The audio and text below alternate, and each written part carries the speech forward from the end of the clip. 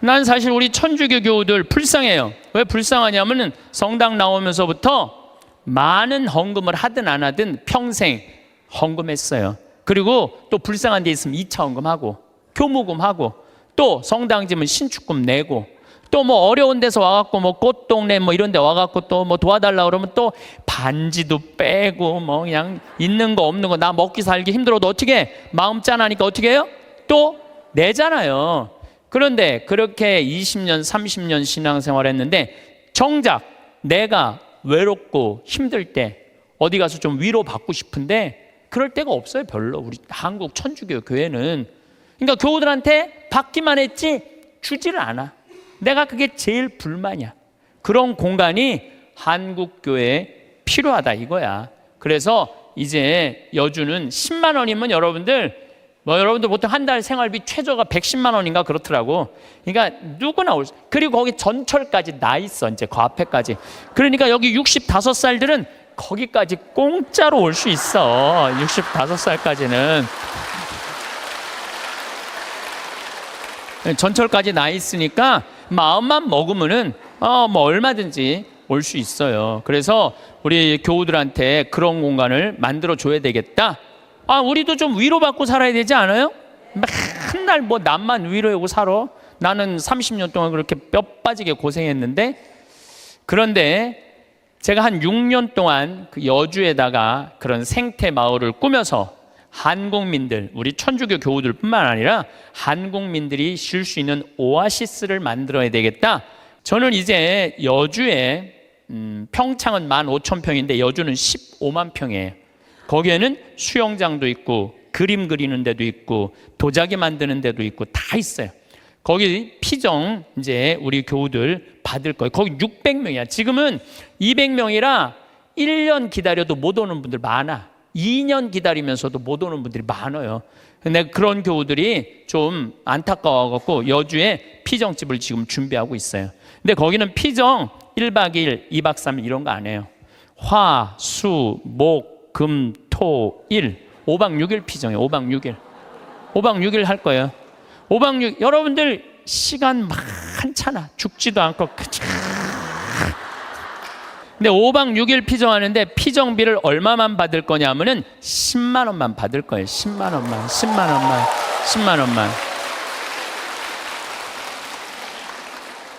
밥을 무려 18끼를 안 하는데 10만 원만 받을 거예요. 그래갖고 다 허가를 받아놨는데 이번 2월 달에 교구청에 편지를 했어요. 주교님 허가를 다 받아놨으니 공사비 달라고. 거기가 총 공사비가 얼마냐면 300억이에요. 300억을 내가 무슨 재주로 만들어. 내가 무슨 재주로. 그러니까 교구에서 내야 될 거 아니에요. 근데 답이 없는 거야. 준다는 답이 없어. 그래갖고 내 친한 주교님한테 말씀을 드렸죠. 아니 어떻게 왜 답이 없냐. 허가까지 다 떨어졌는데 근데 우리 수원교구는 지금 신도시가 굉장히 많이 생겨요. 위례 신도시, 동탄 2신도시. 신도시가 막 생기니까 거기다 땅 사느냐고 돈을 다 썼다는 거예요. 돈이 없다는 거예요. 그런데 저는 30대 때는 막 내 뜻대로 안 되면 막 교구청에 올라가고 막 뒤집고 소리 지르고 그랬어요. 근데 이제 50이 되니까 생각이 많이 바뀌었어요. 어떻게 바뀌었느냐 하면은 내가 다 해놨는데 만약에 교구청에서 돈이 없다고 300억이 돈이 없다면 어떻게 하면 되냐면은 안 하면 되지. 안 하면 되지 않아요? 여러분들 인생이 왜 힘든 줄 아세요? 돈이 없는데 하려고 그럴 때 힘들어요. 하려고 그럴 때. 내가 지금 5천만 원밖에 없는데 2억이라는 가게를 하고 싶어. 5천만 원밖에 없는데 2억이라는 가게를 하고 싶어갖고 어떻게 은행에 융자 받고 형제 집 잡히고 또 뭐 이 사람 저 사람 꼬갖고 시작하잖아요. 그때부터 지옥이 되는 거예요. 그때부터 5천만 원만 있는데 2억짜리 그건 하면 안 돼요. 안 하면 되지. 그래서 내가 주교님한테 편지했어요. 주교님, 저는 하느님의 집을 지면서 기쁨을 잃어버리고 싶지 않다고. 그래서 지금 교구가 여러 가지 어려움이 있으니까 나중에 하자고. 지금 편안하게 마음 먹자고. 그랬더니 주교님이 저한테 답장했어요. 딱 한 줄 보냈어. 참 고맙다 이렇게. 네. 그래서 이제 접기로 이제 마음 먹었어요. 접기로 마음을 먹었는데 잠비아에 농업대학 하라고 100억을 봉헌하신 우리 할머니죠. 예, 나는 할머니라고 안 그러는데 그냥 100억을 봉헌했어요. 벌써 3년 전에. 3년 전에 이제 그분하고는 가능한 한 한 달에 한 번 정도 밥을 먹는데 이제 밥을 먹으면서 이런 얘기 저런 얘기 사는 얘기를 하면서 내가 이제 여주에 생태마을을 꾸밀려고 그러는데 교구가 지금 뭐 신도시 성당터 산다고 돈이 없다고 좀 어려워하더라. 이런저런 얘기를 하는데 하루는 우리 이 자매님하고 서울 경복궁 구경을 가는데 신부님 서울 구경 가는 길에 잠깐 남산 밑에 경리단길 요즘 뜨는 데 있죠. 경리단길에 집터를 하나 보자는 거예요. 밑에 삼성 미술관도 있고 뭐 LG 뭐 회장집도 있는데 그 맨 경치가 아주 기가 막혀 한강 다 보이는 그 경리단길에 땅을 한 200평 보여주면서 신부님 이거 봉헌할 테니까 신부님 이거 하라는 거야. 그래갖고 거기가 평당 한 평에 6천만 원이야. 한 평에 근데 200평. 근데 며칠 전에 무슨 공시지가 이런 게 나오는데 123억이 나왔더라고. 그 시세 그게 123억짜리를 봉헌을 하신 거예요. 우리 교우들 쉬는데 그거 신부님 이거 갖고 꾸미는데 좀 이렇게 미천하시라고. 그래갖고 내가 또 이제 주교님한테 가서 아니 이거 저 봉헌을 했는데 이거 어떻게 하면 좋으냐고 그랬더니 우리 주교님께서 아우 그럼 우리 하자고 이렇게 봉헌한 분이 있으니까 난 또 하자고 그러면은 하면 돼. 또 하자고 그러면 하면 돼. 그래서 아마 이제 곧 이제 그 시작이 되면 3년 후 정도면은 우리 교우들이 이용하실 수 있을 거라고 생각을 합니다. 제가 왜 이런 말씀을 드리느냐 하면 우리가 돈을 버는 법도 중요하지만 쓰는 법도 중요해요. 여러분들은 지금 정말로 힘들게 돈 많이 벌었어요. 그렇죠? 아끼기도 많이 아꼈어. 그런데 벌기만 하고 쓸 줄을 모른다면은 뭐하러 벌어? 그렇잖아요. 힘들게 돈을 많이 모았어. 근데 쓰려고 8만 원을 쓰려고 보니까 아까워. 벌 떨어. 그럼 뭐하러 보냐 이거예요. 벌 줄도 알고 쓸 줄도 알아야 돼요. 뭐 어느 교구에 뭐 우리 교구 얘기예요. 우리 수원 교구 얘기인데 한 본당에 금융업을 하는 회장님이 있었나 봐. 나한테 돈을 맡기면은 내가 15% 이자 주겠다고. 여러분들 내가 평화방송에 수도 없이 얘기했어요. 여러분 인생이 왜 괴로운지 알아요? 정치가 잘못돼서 내 팔자가 기구해서 절대 그렇지 않아요. 내가 잘못 선택해서. 어떻게 잘못 선택해? 과하게 욕심을 부려서 인생이 힘든 거예요. 그런데 이분은 15% 이자 준다고 교우들을 꼬신 거야. 그래갖고 막 1억씩 5천만 원씩 막 맡겨갖고 그 사람이 300억을 끌어모았대요. 그런데 지금 우리나라 법정이자가 1.25%예요. 은행에다가 1억을 맡기면 1.25%면 10만 4천 원 이자 받아 한 달에 1억. 그래서 요즘은 어떤 자식이 효자래요? 3억 엄마 이거 써 그래갖고 3억 주는 자식이 효자가 아니래. 한 달에 그저 100만 원씩 용돈 주는 자식이 효자래. 3억 주는 자식이 효자가 아니라 3억 줘봤자 은행에서 30만 원밖에 못 받아요. 3억 줘봤자. 그러니까 이 사람한테 맡기면은 15%니까 125만 원을 받을 수 있는 거야. 1억만 맡겨도. 그러니까 사람들이 정신이 나갖고 그 사람한테 전래문과장이라는데 다 갖다 맡긴 거예요. 한 3-4달은 이자가 나왔는데 그 다음에 어떻게 해? 못 나와요. 그래갖고 망해갖고 이분 지금 감옥에 가 있대요. 그러면은 5천만 원 1억씩 맡긴 사람들은 이 사람들은 돈 써보지도 못하고 하늘에 날아간 거예요. 허공에 날아간 거예요. 그렇지 않아요? 그러면은 15% 이자 주겠다고 꼬신 이 전래분과장이 나빠요? 15% 이자 받아먹겠다고 맡긴 사람이 나빠요? 둘 다 나빠. 둘 다. 여러분들 오늘 이후부터 경제 성장이 2% 이상 안 되면은 2% 이자 주는 데 없어요. 경제 성장이 3% 되면은 3% 이자야. 경제성장이 3%인데 5% 이자 준다 그러면 이건 의심해 봐야 돼요. 근데 경제성장이 3%인데 10% 이자 이율이 나온다? 이건 100% 사기라고 보면 돼. 15% 이자 준다? 150% 사기라고 생각하면 돼. 근데 이 어리석은 많은 분들이 5천만 원, 1억을 갖다 맡긴 거야. 내 이 강의를 듣고 어떤 분이 생태마을에 전화했어요. 신부님 안 그래도 사기 당한 분이래.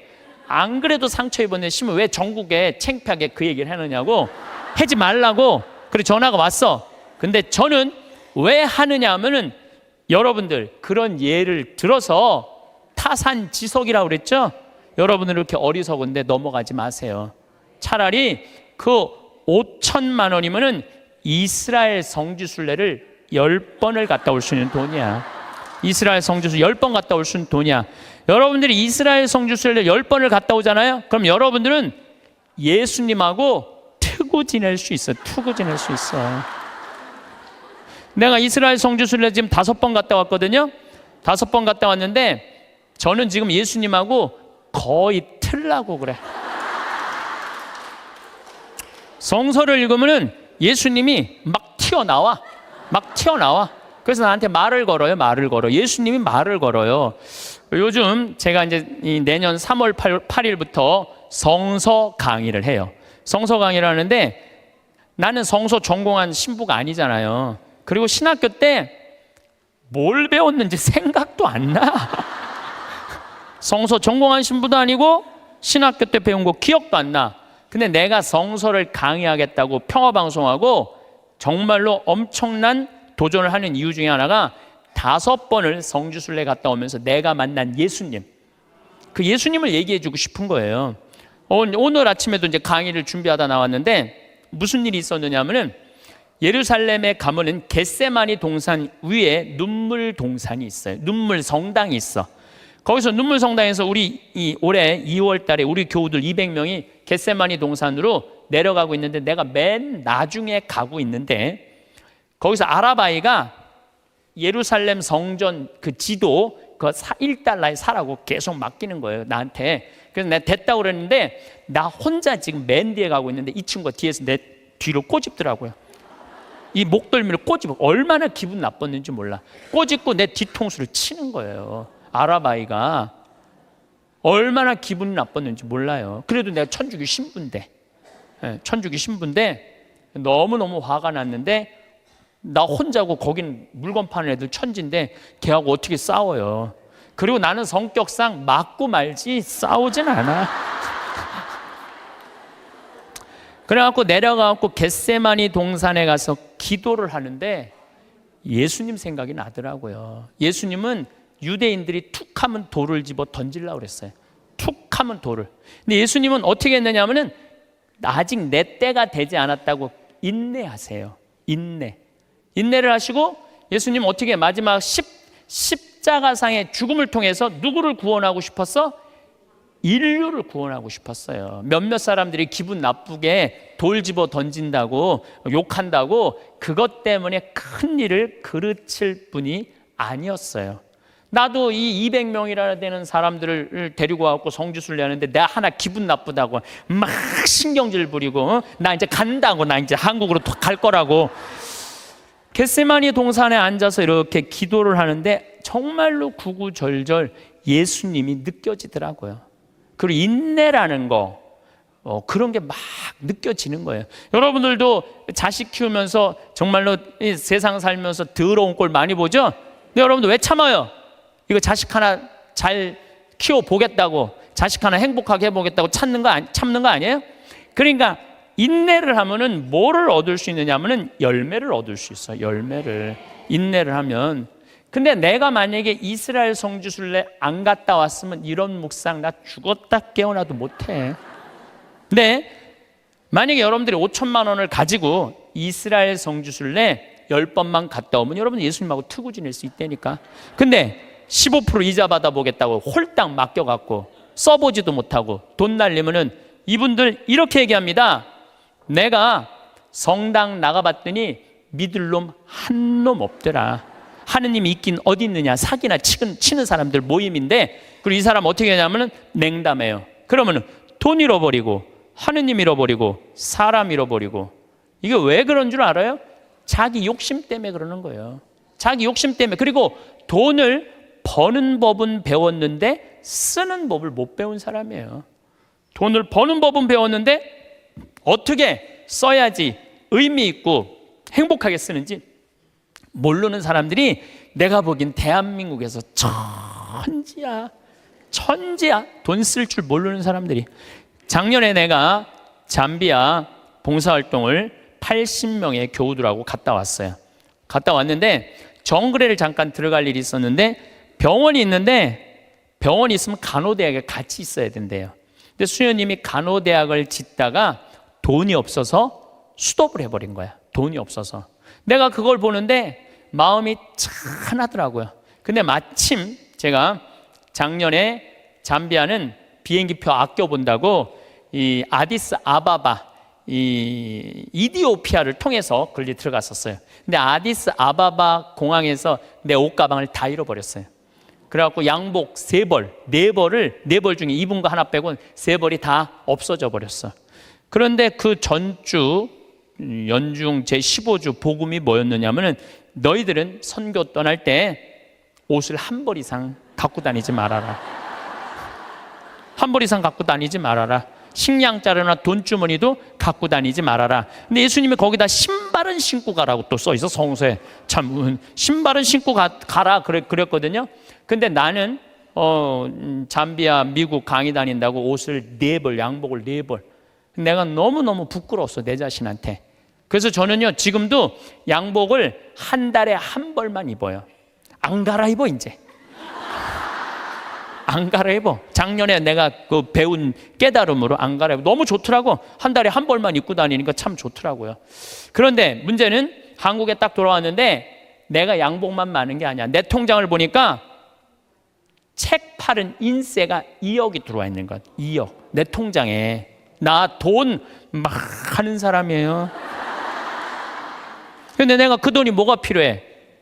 마누라가 있어? 자식이 있어. 그래서 수녀님한테 전화했어요. 잠비아로. 수녀님, 내가 간호대학 져둘 테니까 간호대학 마저 지라고. 그래갖고 돈을 막 작년에 보냈어요. 계속 2천만 원, 5천만 원씩 계속. 근데 올해 가서 그 정글에 들어가, 땀부라는 정글에 들어가 보니까 간호대학을 다 져놨더라고. 이제 기숙사 하나 져놓고 기숙사를 2개만 이제 더 지면 완전히 끝나. 이제 돈을 좀만 더 보내면 돼. 근데 우리 직원들이 그걸 보더니 한국에선 감이 없다가 내가 돈을 보내갖고 대학을 져놓으니까 나를 혼내는 거예요. 신부님 은퇴해서 돈 필요한데 이렇게 돈 다 써버리면 어떻게 하려고 돈을 다 써버리느냐고. 신부님 은퇴하면은 맛있는 것도 먹고 여행도 다니려면 돈이 필요한데 지금 다 써버리면 어떻게. 지금이야 신부님 강의도 다니고 강사료도 많고 인세도 많고 그래갖고 지금이야 뭐 막 부족한 게 없지만 은퇴하면 필요한 게 돈이라고. 신부님 앞으로 돈 모으라고 막 나를 혼내더라고요. 근데 저는 이런 생각이 들어요. 만약에 내가 은퇴해갖고 돈이 없으면 나는 어떻게 할 거냐면은 사제관에 가만히 앉아 있을 거야. 돈 없는데 어떻게 해? 가만히 앉아 있어야지. 그런데 우리가 이걸 생각해야 돼요. 내가 20년 후에 살아있을지 죽어있을지 어떻게 알아? 그렇지 않아요? 20년에 살아있을지 죽어있을지 어떻게 알아? 그런데 20년 후에 쓰려고 지금 의미 있고 재미있고 신나는 일이 있는데 지금 안 쓰고 이 신나는 이 젊은 나이에 20년 동안 지금 가만히 있긴 싫어요. 지금은 마음껏 다니고 의미 있는 일도 하고 재밌는 것도 하고 맛있는 것도 사 먹고 여행도 다니고 지금은 신나게 할 거야. 그리고 70살이 넘어가고 돈이 없으면 가만히 있으면 되지. 없으면 없는 대로 살면 되지. 그렇지 않아요? 있으면 있는 대로 살고. 오늘 성채 미사 때 성채 모자랐잖아요. 많이 모자랐어요. 오늘 성채 뭐 이렇게 많이 왔어. 성채가 모자랄 정도로 많이 왔는데 어떻게 했느냐면은 마지막에 성채를 4등분해서 다 했어요. 없으면 쪼개서 쓰고 나눠서 써도 다 살아. 그런데 지금 여러분들 나중에 쓰려고, 늙어서 쓰려고 지금 아무것도 안 해서는 안 돼요. 지금 하세요. 뭐든지 지금 하세요. 그리고 다 하고 즐겁게 살았어. 행복하게 살았어. 그런데 70살에 주머니에 돈 없으면 어떻게 하면 돼? 가만히 있으면 돼. 70살에 돈 없으면 가만히 있으면 돼. 많은 분들이 우리 생태마을에 지금도 이제 짬짬이 암 환자들이 많이 와요. 내가 그분들하고 이렇게 상담을 해보면은요, 60살 될 때까지 한 번도 노른 적 없는 사람들 많아요. 60살 될 때까지 여행 한 번도 간 적 없는 사람 많아요. 60살 될 때까지 뽐나게 옷 한 번 사 입어 본 적이 없는 사람들 많아요. 60살까지 뭐만 해? 돈만 버는 거예요. 자식 키우고. 근데 떨커덕 암이 걸려. 지금도 한 분 와 계세요. 떨커덕 암이 걸린 거야. 떨커덕 암이 걸리면은 이분들 나한테 공통적으로 하는 얘기가 있어요. 신부님, 나는 억울해서 못 죽어요. 난 이제까지 뭐만 했어? 고생만 했어요. 어떻게 하면 좋아요, 신부님? 이러는 분들이 너무 많아요. 여기 계신 여러분들도 나중에 하려고 그러지 말고 언제? 지금 하세요. 저 청국장 가루도 나중에 사 먹지 말고 언제 사 먹어? 지금 사 먹어. 지금. 그게 훨씬 건강하고 좋은 거예요. 예. 여러분들 이 여행 많이 다녀보셨죠? 만약에 유럽 여행 가신 분들 아마 유럽 여행은 일생 한 번 가보는 거예요. 일생 한 번 가보는 여행이야. 한 400만 원 들여갖고 한 번 가보는데 비행기 타고 럭셔리하게 파리에 도착했어. 도착을 했는데 딱 버스에 타니까 가이드가 딱 나타나더니 이렇게 말합니다. 이제 뭐 집에 들어가고 호텔에 들어가고 물은 어떻게 쓰고 뭐 이런 거죠. 여러 가지 얘기를 해요. 그러다가 갑자기 이런 말을 해요. 그런데 여행 다니면서는 팁이 중요하다고. 이렇게 여행 가방 올려다 주는 그 포토한테 $1 주시고 호텔에서 나올 때 그 호텔 침대에다가 $1 내려놓고 나오시라고. 그럼 이때부터 갑자기 머리가 복잡해지는 거야. $1? 생각지도 않은 돈이야. 이거 생각지도 않은 돈이야. 그게 아깝기 시작한 거야. 그런데 400만 원을 들여서 일생 한 번 간 여행이에요. 그러면 $1, 10일, $2씩 줘봐. $20, 2만 원이야. 그 줄 때 기분 좋게 줄 수 있는 거야. 그런데 이제 딱 버스에서 내리니까 아니나 달라 막 벨보이들이 막 와갖고 가방을 막 들고 갈라 그래. 그러면은 이 할머니들이 이렇게 말합니다. 그 놔두라고. 내가 들고 갈 테니까 놔두라고. 아, 내가 여러 번 봤어요. 여행 같이 다니면서. 내가 그 힘들게 그 가방을 들고 다니는 할머니들 모습을 보면서 안타깝더라고요. 그럼 뭐하러 여행을 나와? 그 2만 원이 아까워갖고 그 힘든데 피곤한데 와갖고 그걸 또 들고 올라가.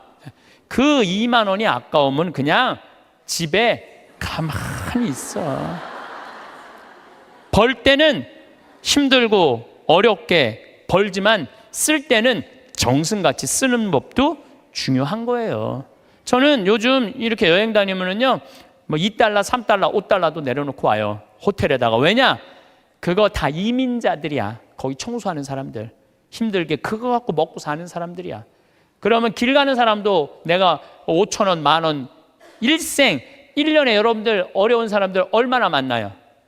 만나는 일이 1년에 한두 번도 안 돼. 그럼 그런 사람들한테 한번 나도 여행 내가 400만 원어치 쓰면 40만 원 어려운 사람한테 내놔야 될 거 아니야.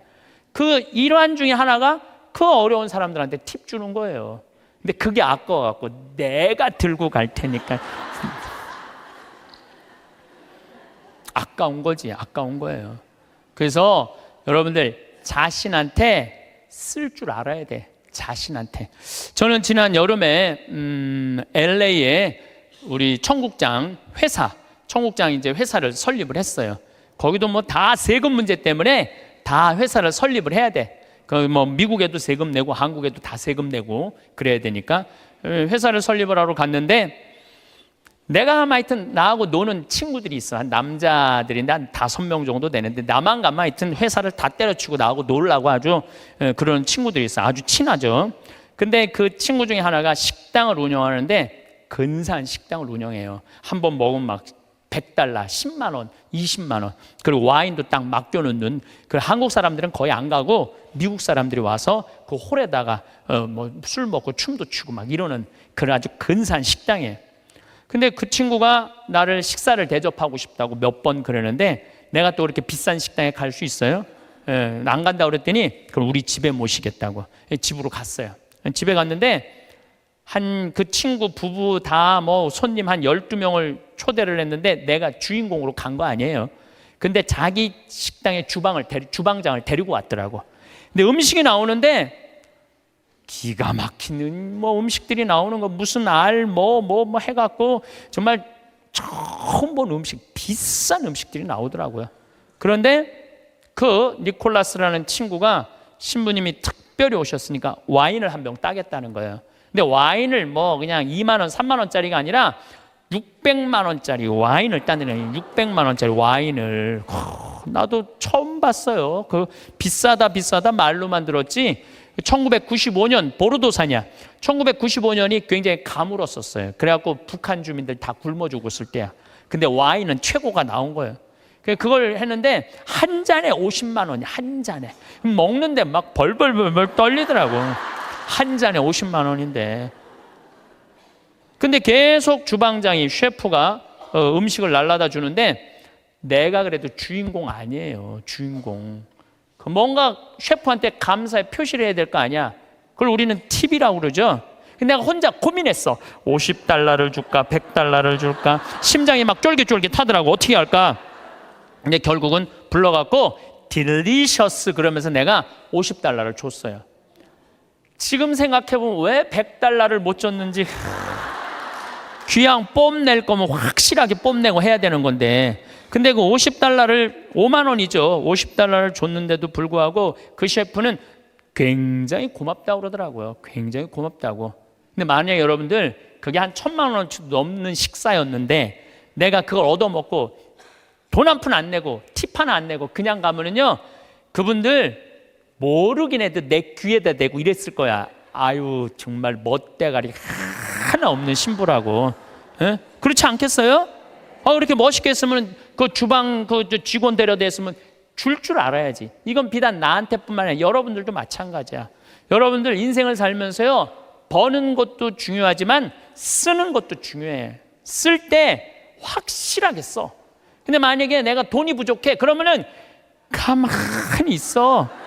여러분들 안 쓴다고 누가 뭐라고 그럴 사람 하나도 없어요. 근데 우리나라 사람들은 쓰는 것도 아니고 안 쓰는 것도 아니고 내는 것도 아니고 안 내는 것도 아니고 그냥 사는 게 좀 짜증이 나요. 그래서 쓸 땐 사도 바오로가 뭐라 그래? 난 귀하게도 살 줄 알고 천하게도 살 줄 안다고 그러잖아요. 돈 안 쓴다고 누가 뭐라 할 사람 하나도 없어. 근데 쓸 때는 멋있게 써. 이게 왜 이런 문제가 생겼냐면 내가 귀하다는 생각을 안 해서 그래요. 내가 귀하다는 생각. 이 세상에서 나 자신을 가장 잘 이해하는 사람은 누굴까요? 나예요. 내가 인생 고비고비 살아오면서 고생한 거 면면이 속속들이 가장 잘 아는 사람은 누굴까요? 나밖에 없어요. 그러면은 내가 나 자신을 가장 잘 이해하고 인생 구비구비 고생한 거 가장 잘 아는 나한테 가장 잘해줄 수 있는 사람은 누굴까요? 나예요. 그런데 내가 고생한 거 잘 알지도 못하는 자식이 잘해주겠어요? 남편이 잘해주겠어요? 잘해주지 못해. 내 마음에 맞게끔 잘해줄 수 있는 사람은 이 세상에 나 외에는 아무도 없어요. 나 외에는.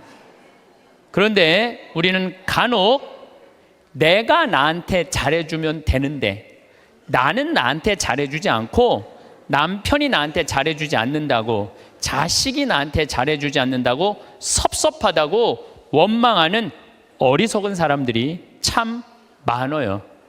여러분들 이렇게 살아오면서 내가 사글세, 월세, 전세 그나마 뭐 아파트 20평, 30평 이렇게 살 때까지 정말 알뜰살뜰 아끼면서 절약한 거 자식이 알 것 같아요? 몰라요. 그런데 몰라준다고 맨날 눈물찍, 콧물찍 짜는 이 바보들이 참 많아요. 오늘 이후부터는 그런 거 섭섭하다고 말하지 마시고 누구한테 잘해주면 돼? 내한테 내가 잘해주면 돼요. 저는 22년 전에 평택 비전동 성당에 발령을 받아갔어요. 근데 발령 받자마자 주교님께서 2년밖에 안 됐는데 신설 성당인데 성당을 분가하라는 거예요. 뭐 우리 신부들이야 주교님이 명령을 내리면은 바로 해야죠. 그래서 진사리라는 곳에, 진사리는 어디냐면 평택 안성 인터체인지 바로 옆이 진사리예요. 거기서 이제 교우는 200명밖에 안 되는데 우리 성당은 3,500명 정도 있었는데 그중에 200명을 떼어서 분가를 하라는 거예요. 근데 그 교우들은 이 좋은 성당 놔두고 우리가 거울 나가느냐고 다 설득하고, 또 땅을 보니까 3,200평, 그 평택 평야가 쫙 내려다 보이는 맨 꼭대기에 3,200평 땅이 나왔더라고요.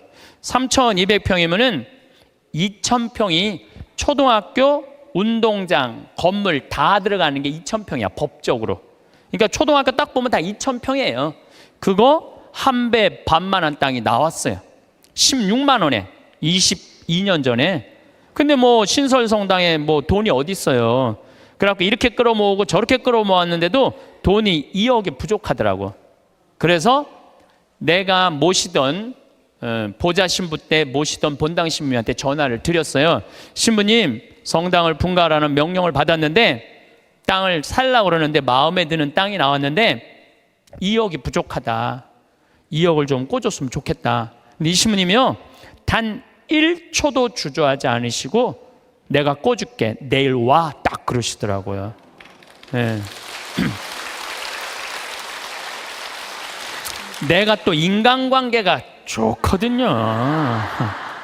그래서 이제 가갖고 다음날 31살, 32살에 22년 전이니까 2억을 이렇게 안주머니에 넣고 오는데 정말로 심장이 부들부들 하더라고요.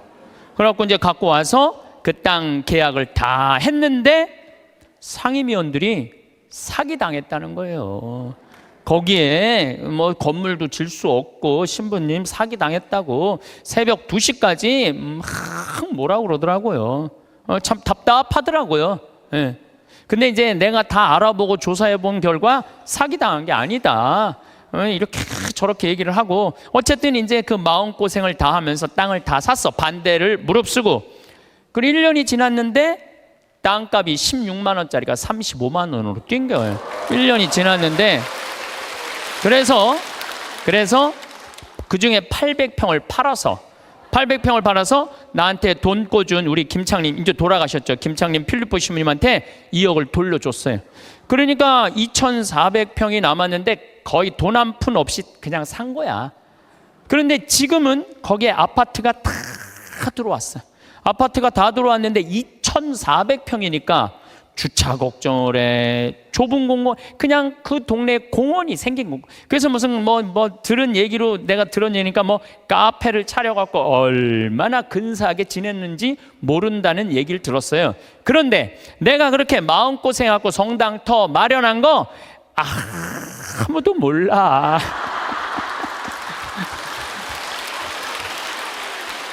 누구만 알아? 하늘하고 나만 알아. 하늘하고 하느님하고 나만 알아. 그런데 지금은 이제 거기가 겨우 2,000명 정도 됐다고 그래요. 근데 후임자 신부가 몰라준다고, 그 교우들이 20년 전에 내가 그렇게 힘들게 해서 땅 산 거 몰라준다고 내가 맨날 섭섭하다고 그러면요, 나는 쫀쫀한 사람이야. 쫀쫀한 사람, 작은 사람이야. 작은 사람. 그리고 이제는 거기가 평당 큰 몰이 들어와서 평당 한 400만 원까지 올라갔대요. 그러니까 거의 100억 정도 되는 거죠. 100억 정도 되는 돈을 내가 교회에 벌려준 거야. 그런데 아무도 몰라. 그런데 주교님이 몰라준다고, 교회가 몰라준다고 내가 맨날 그렇게 원망하면요, 나야말로 작은 사람이야. 나는 그 평택 IC 지나다닐 때마다 하느님의 기도하는 집을 내가 마련할 수 있는 영광을 가진 것에 대해서 감사해요. 어차피 그러니까 교우들이 이렇게 행복하게 그 넓은 터에서 주차 걱정 없이 신앙생활한다는 얘기를 들으면 내가 기분이 좋아. 그걸로 된 거예요. 여러분들도 인생 살면서 고생하고 힘들게 이 가정 여기까지 이렇게 꾸려왔는데, 다른 사람, 심지어 남편, 뭐 주위에 뭐 여러분들 간혹은 시집 왔더니 시동생이 5살 시동생 나중에 키워갖고 장가까지 보냈는데 그 은혜 모르는 경우도 많죠? 그거 섭섭할 거 하나 없어요. 섭섭할 건 없어. 누가 알면 돼? 내가 알고 하늘이 알면 돼. 그래서 공자님이 진정한 군자는, 누가 군자라고 그랬냐면 남이 나를 알아주지 않아도 화내지 않는 사람이 군자라고 그래요. 유유자적할 줄 아는 사람이. 그래서 나는 지난 12월 6일 날도 이선희 콘서트 갔다 왔어요. 누구 돈으로? 내 돈으로. 내 돈으로. 그리고 지난주는 우리 이제 그 이선희 콘서트는 우리 직원들 50대 된 직원들 하고 갔다 왔고, 지난주는 충무 아트센터에 몬테크리스토라는 뮤지컬을 30대 직원들하고 갔다 왔어요. 서울, 우리는 평창이니까 무조건 대전, 서울 이런 데 오는 거예요. 서울 와갖고 또 충무 아트센터 보니까 신당동 떡볶이집 있더라고. 그래서 떡볶이 먹고 멋있게 커피 한 잔 마시고 몬테크리스토 백작 보고, 그리고 집에 새벽 1시에 들어갔어요. 그러니까 많은 분들이 저한테 신부님 맨날 강의만 다니고 힘들어서 어떻게 하느냐고. 나 짬짬이 알아서 잘 놀아요. 맨날 강의만 다니면 나 미칠지도 몰라. 짬짬이 알아서 놀아요. 저만 그런 게 아니라 여러분들도 그렇게 살으셔야 돼. 부처님이 이런 말씀을 하세요. 지나친 고행은 사람을 고통스럽게 한다는 거예요. 그 다음 지나친 쾌락은 사람을 망가뜨린다는 거예요. 그러니까 놀 줄도 알고 쓸 줄도 알고 인내할 줄도 알고 그렇게 살아야 돼. 어쨌든 누구한테 잘해줘야 되느냐 하면은 나한테 잘해줘야 돼요. 내가 행복해야지 누구도 행복하게 해줄 수 있어? 남도 행복해 줄 수 있어요. 맨날 자기가 영혼이 찌그러지면은 남편 욕하고 자식 욕하는 거야. 근데 내가 8만 원 들여서 평창 생태마을 피정 딱 갔다 와서 다음날 아침에 기분 좋게 음식 해줄 수 있어요. 그러니까 오늘 이후부터 누구한테 잘해줘? 나한테 잘해주세요.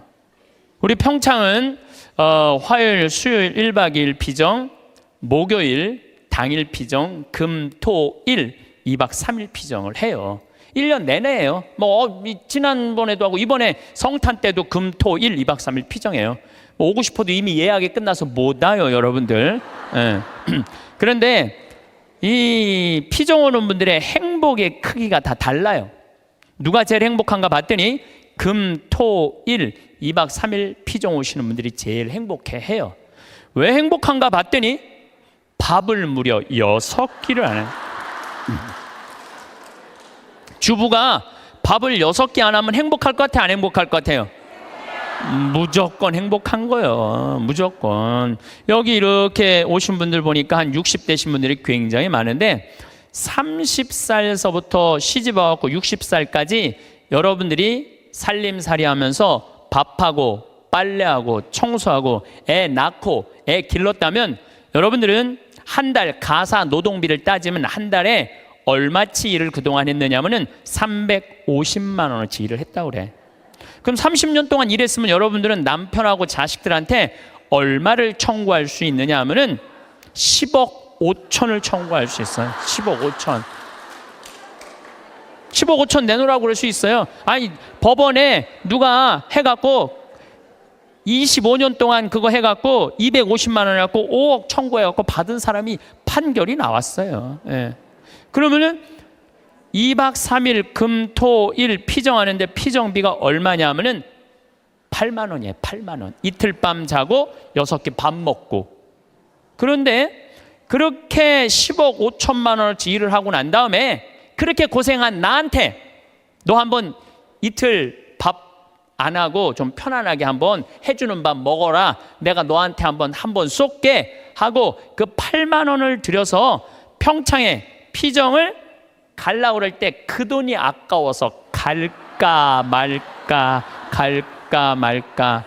이렇게 망설이는 사람들이 많다는 거예요. 그러면서 나 고생하는 거 알아주는 사람 하나도 없다고 눈물 콧물 짤 거 없다 이거야. 그렇게 내가 10억 원 정도 일했으면 나한테 8만 원 정도 쓰는 거 아까워요 안 아까워요? 써. 그러니까 제발 원망하지 말고 본인을 위해서 쓰라는 거예요. 그리고 그 1박 2일 당일 금토일 피정 오시는 분들 중에 누가 제일 럭셔리한가 봤더니 금토일 2박 3일 오시는 분들이 제일 럭셔리해요. 왜 럭셔리한가 봤더니 설거지를 안 하잖아. 밥 먹고 우리 잠비아에서 온 커피가 있어요. 그 커피 뽑아서 강 내려다보는 데크에 앉아갖고 우아하게 그러니까 그 2박 3일 동안 피정 오시는 분들 이번에도 뭐 이 추운 12월 달에 왔는데도 나한테 이런 말을 해요. 신부님 너무 행복해요. 해준 게 아무것도 없는데 내가. 왜냐하면은 우리 또 생태마을에서 요즘 우리가 시래기 말라하고 시래기하고 된장국 끓여 우리 뭐 배추 무 얼마나 맛있어요. 그 자연 아주 정말로 유기농 식단으로 해주니까 요즘은 또 호박 싹 이렇게 했는데 너무너무 맛있더라고. 지금도 이제 주일날 나가면은 월요일, 화요일, 수요일 이럴 때는 요즘은 내가 이렇게 대림식이라고 강의 나오면은 그 손님을 안 받아요. 근데 지금 6분이 와 있는데 당일 온다 그러더니 일주일 있겠다는 거. 나한테 오늘 와서 막 신부님 여기 있고 싶다는 거. 아니 강의도 없고 텔레비도 없고 뭐가 좋아서 여기 계속 있겠다 그러냐니까 팝이 너무 맛있다는 거야. 팝이. 야 주부한테는 이것만 해도 충분히 행복하구나. 그런 생각이 들더라고요.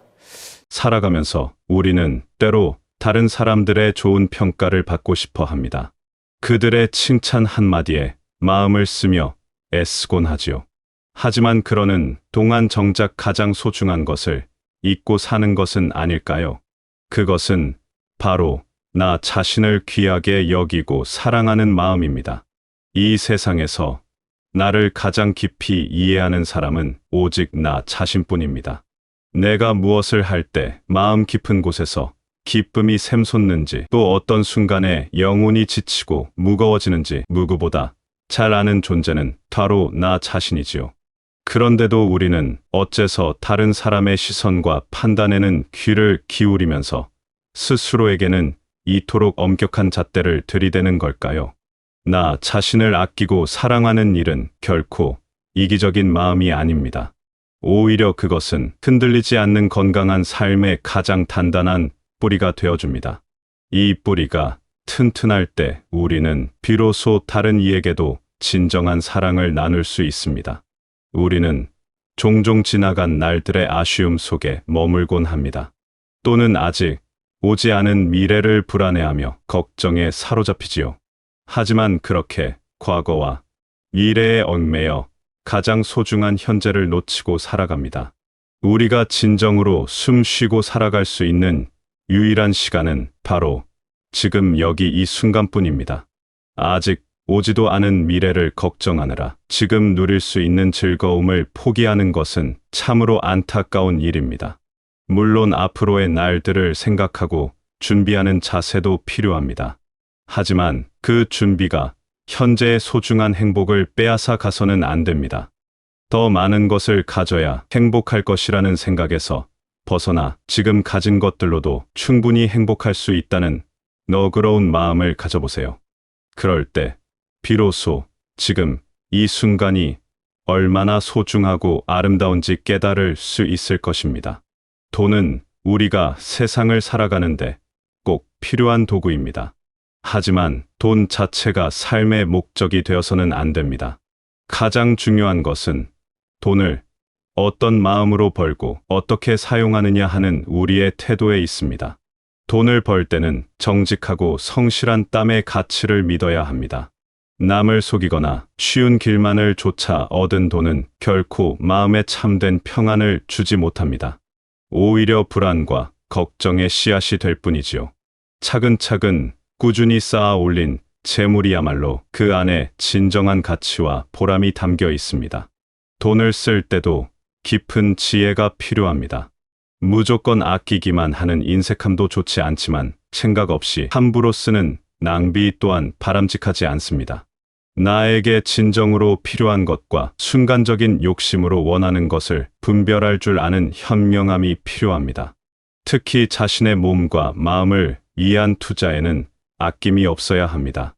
건강을 위한 좋은 음식이나 운동 지친 몸과 마음을 어루만져주는 휴식과 여행, 새로운 지혜를 얻게 해주는 배움에는 기꺼이 돈을 사용해야 합니다. 이런 지출은 단순한 소비가 아닙니다. 자신의 삶을 더욱 풍요롭게 가꾸는 가장 가치 있는 투자입니다. 그 중에서도 여행은 돈으로 살 수 있는 가장 귀한 경험 중 하나입니다. 낯선 곳에서 만나는 새로운 풍경과 사람들은 우리의 닫혔던 마음을 활짝 열어줍니다. 그리고 세상을 바라보는 새로운 눈을 선물해 줍니다. 여행에서 돌아온 후에도 오랫동안 마음속에 남아 빛나는 소중한 기억들은 그 어떤 비싼 물건보다도 값진 우리 삶의 재산이 됩니다. 또한 내가 가진 것을 주변의 어려운 이웃과 나누는 일에도 마음을 열어야 합니다. 내가 가진 작은 것을 다른 사람과 나눌 때 우리는 그 무엇과도 바꿀 수 없는 진정한 기쁨과 보람을 느낄 수 있습니다. 아주 큰 나눔이 아니더라도 괜찮습니다. 주변에 힘든 이들에게 건네는 작은 도움과 따뜻한 마음들이 모여 이 세상을 더욱 살만한 곳으로 만들어갑니다. 나의 작은 나눔이 다른 누군가에게 또 다른 나눔을 불러일으키기도 합니다. 돈을 모으는 것보다 더 중요한 것은 돈을 통해 얻을 수 있는 귀한 경험과 따뜻한 관계입니다. 사랑하는 이들과 함께하는 시간, 좋은 사람들과의 즐거운 만남, 새로운 것을 배우고 경험하는 기쁨들이야말로 돈의 참된 가치를 실현하는 길입니다. 물건을 소유하는 것과 어떤 일을 직접 겪어보는 경험 중에 어느 쪽이 우리에게 더 큰 행복과 만족을 가져다 줄까요? 많은 지혜로운 이들의 이야기와 우리 자신의 삶이 보여주듯 물질적인 소유보다는 직접 겪는 경험이야말로 우리 삶을 진정으로 풍요롭게 만드는 보물입니다. 새로운 취미를 하나씩 배워나가는 과정을 생각해 보세요. 처음에는 모든 것이 서툴고 어색하게 느껴질 수 있습니다. 하지만 조금씩 익숙해져 가는 그 과정 자체가 우리에게 커다란 즐거움과 성취감을 안겨줍니다. 그림을 그리거나 악기를 배우거나 작은 화초를 가꾸는 일 모두 마찬가지입니다. 그 과정 속에서 얻는 기쁨은 어떤 값비싼 물건으로도 결코 대신할 수 없습니다. 사람들과의 만남 또한 더 소중한 경험입니다. 오랜 벗과의 반가운 만남, 새로운 인연과의 설레는 대화, 사랑하는 가족들과 함께 오붓하게 보내는 시간들 모두가 우리 삶의 아름다운 보석이 됩니다. 우리는 이런 만남들을 통해 서로의 이야기를 나누고 위로를 받습니다. 또한 격려를 주고받으며 삶의 의미를 더욱 깊이 깨달아갑니다. 자연과 함께하는 시간은 우리에게 아주 특별한 경험을 선물합니다. 높은 산에 오르거나 끝없이 펼쳐진 바다를 바라보거나 고요한 숲길을 걸으며 느끼는 평안함과 경이로움은 우리 마음에 깊은 울림을 남깁니다. 위대한 자연의 아름다움 앞에서 우리는 자신이 얼마나 소중한 존재인지 깨닫습니다. 그리고 모든 것이 순환하고 변해간다는 큰 이치를 배우게 됩니다. 동시에 우리는 얼마나 겸손해야 하는지도 배웁니다. 책을 읽는 것 역시 값을 매길 수 없는 귀한 경험입니다. 다른 사람의 깊은 생각과 지혜로운 경험을 간접적으로나마 체험하게 해주는 독서는 우리의 생각의 폭을 넓혀줍니다. 그리고 세상을 바라보는 새로운 관점을 선물해 줍니다. 잘 쓰인 좋은 책 한 권은 때로 우리 인생의 방향을 바꿀 만큼 커다란 영향을 미치기도 합니다. 다른 일을 위해 나의 시간과 마음을 내어주는 봉사활동도 참으로 의미 있는 경험입니다. 이것은 단순히 착한 일을 한다는 것을 넘어서는 일입니다. 나의 작은 수고가 누군가에게 도움이 될 수 있다는 사실 자체가 큰 기쁨으로 다가옵니다. 그리고 내 삶에 대한 깊은 감사와 보람을 깨닫게 해주며 삶의 의미를 더해줍니다. 이런 모든 경험들은 돈으로 그 가치를 계산할 수 없습니다. 물질적인 소유는 시간이 흐르면 낡고 빛이 바래지만 좋은 경험에서 비롯된 기억들은 시간이 흐를수록 마음속에서 더욱 소중한 추억이 되어 평생 우리를 따뜻하게 감싸줍니다. 살아가면서 크고 작은 어려움이나 시련을 한 번도 만나지 않는 사람은 아마 없을 것입니다. 중요한 것은 그런 어려움을 어떤 마음가짐으로 받아들이고 또 어떻게 극복해 나가느냐 하는 우리의 자세입니다. 먼저 인내하는 마음이 필요합니다. 모든 어려움은 영원히 계속되지 않습니다. 추운 겨울이 지나면 반드시 따뜻한 봄이 찾아오듯 아무리 힘든 시기라 해도 반드시 지나가기 마련입니다. 어둠 속에서 싹을 틔우는 씨앗처럼 시간과 기다림이 필요합니다. 너무 서둘러 해결하려고 조급해하기보다는 차분하게 때를 기다리는 지혜가 필요합니다. 그리고 지금 내가 할 수 있는 작은 일들을 하나씩 해나가는 것이 중요합니다. 아무리 어려운 상황 속에서도 감사할 거리를 찾아보세요. 건강이 허락하는 만큼이라도 움직일 수 있음에 감사하고 돼서 나를 걱정해주는 사람들이 있음에 감사하는 마음을 가져보세요. 감사의 마음은 칠흑 같은 어둠 속에서도 희망의 빛을 잃지 않게 해주는 강한 힘이 됩니다. 다른 사람들의 시선에 너무 마음을 쓰지 마세요. 내가 지금 어떤 어려움을 겪고 있는지 다른 사람들이 모든 것을 이해해 줄 수는 없습니다. 따라서 남들이 나를 어떻게 생각하고 평가하든 그것에 마음을 빼앗기지 마세요. 오직 내가 할 수 있는 최선을 다하는 데에만 조용히 집중하세요.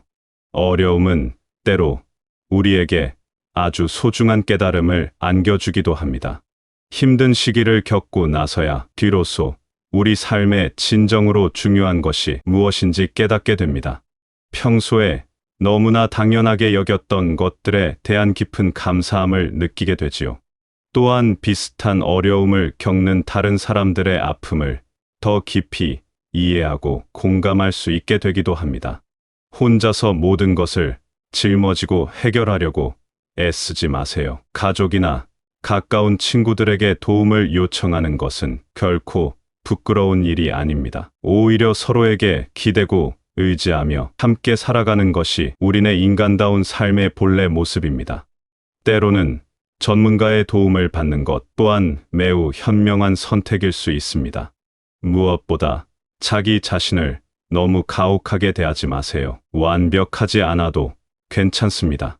실수를 해도 괜찮습니다. 모든 사람은 저마다의 속도로 성장해 나가고 있습니다. 어려움을 겪으며 넘어지고 다시 일어서며 배워가는 것이 바로 인생이라는 자연스러운 여정의 일부입니다. 시간이 충분히 흐르고 나면 지금의 이 어려움도 하나의 소중한 경험이 될 것입니다. 그리고 훗날 다른 사람들에게 따뜻한 위로와 격려를 줄 수 있는 지혜로운 이야기가 될 것입니다. 그런 너그러운 관점으로 현재의 어려움 또한 미래의 더 깊은 지혜와 성장을 위한 귀한 밑거름이라고 생각해 보세요. 지금까지 우리가 함께 나눈 모든 이야기의 핵심은 결국 진정한 행복이 무엇인가 하는 질문으로 모아집니다. 행복은 어떤 특별한 조건이 모두 갖추어졌을 때만 찾아오는 손님이 아닙니다. 오히려 행복은 우리의 마음가짐과 세상을 바라보는 태도 그 자체에서 비롯되는 것입니다. 자기 자신을 온전히 사랑하고 아끼는 마음에서부터 행복은 조용히 시작됩니다. 다른 사람의 인정을 받기 위해 자신을 희생하거나 무리하지 마세요. 있는 그대로의 나 자신을 따뜻하게 받아들이고 소중히 여겨주세요. 그럴 때 비로소 우리는 다른 사람들도 진정으로 사랑할 수 있는 넉넉한 마음을 갖게 됩니다. 지금 이 순간을 소중히 여기는 것 또한 행복의 가장 중요한 핵심입니다. 지나간 과거에 대한 아쉬움이나 오지 않은 미래에 대한 걱정에 사로잡혀 지금 여기 살아있는 순간을 놓치지 마세요. 오늘 마시는 차의 깊은 향기 창밖으로 보이는 고요한 풍경, 사랑하는 이와 나누는 다정한 대화, 이런 평범하고 소박한 일상 속에 진짜 행복이 보석처럼 숨어 있습니다. 우리의 임무는 그 보석을 발견하는 눈을 뜨는 것입니다. 돈과 물질은 우리의 삶을 위한 유용한 도구일 뿐입니다. 그것들 자체가 우리에게 행복을 가져다 주지는 않습니다. 대신 그것들을 통해 얻을 수 있는 귀한 경험과 나눔의 기쁨이 진정한 가치를 만들어냅니다. 자신을 성장시키는 투자와 다른 사람들과의 따뜻한 나눔에 아낌없이 사용할 때 돈은 비로소 그 참된 의미를 갖게 됩니다. 물질이 아닌 직접 겪는 경험들이 우리 삶을 더욱 풍요롭게 채워줍니다. 새로운 것을 배우고 좋은 사람들과 만나며 아름다운 자연과 교감하는 모든 경험들이 우리 마음의 창고에 쌓이는 보물이 됩니다. 이런 경험들은 시간이 지나도 결코 색이 바래지 않는 소중한 추억이 되어 평생토록 우리를 따뜻하게 지켜줄 것입니다. 어려운 시기를 만났을 때도 인내하고 감사하는 마음을 잃지 않는다면 그 시간 또한 우리를 성장시키는 귀한 기회가 됩니다. 모든 상황 속에서 배울 점을 찾고 아주 작은 것이라도 감사할 거리를 발견하는 사람은 어떤 환경 속에서도 흔들리지 않는 행복을 스스로 찾을 수 있습니다. 결국 진정한 행복은 아주 거창한 성공이나 특별한 조건에서 오는 것이 아닙니다. 자기 자신을 사랑하고 현재의 순간을 즐기며 다른 사람들과 따뜻한 마음을 나누며 살아가는 평범한 일상 속에서 발견할 수 있는 것입니다. 매일 아침 눈을 뜰 때마다 오늘도 나에게 소중한 하루가 선물처럼 주어진다는 마음으로 깊은 감사함을 느끼세요. 아주 작은 것에도 기쁨을 발견하고 어려운 일이 있어도 희망을 잃지 않으며 나와 다른 사람들을 따뜻한 마음으로 대하는 것, 그것이야말로 행복한 삶을 살아가는 가장 아름다운 비결입니다. 이런 마음가짐으로 하루하루를 소중히 살아가신다면 언제 어디서든 행복을 찾을 수 있고 주변 사람들에게도 따뜻한 빛과 같은 영향을 줄 수 있는 그런 아름다운 삶을 살아가시길 바라겠습니다.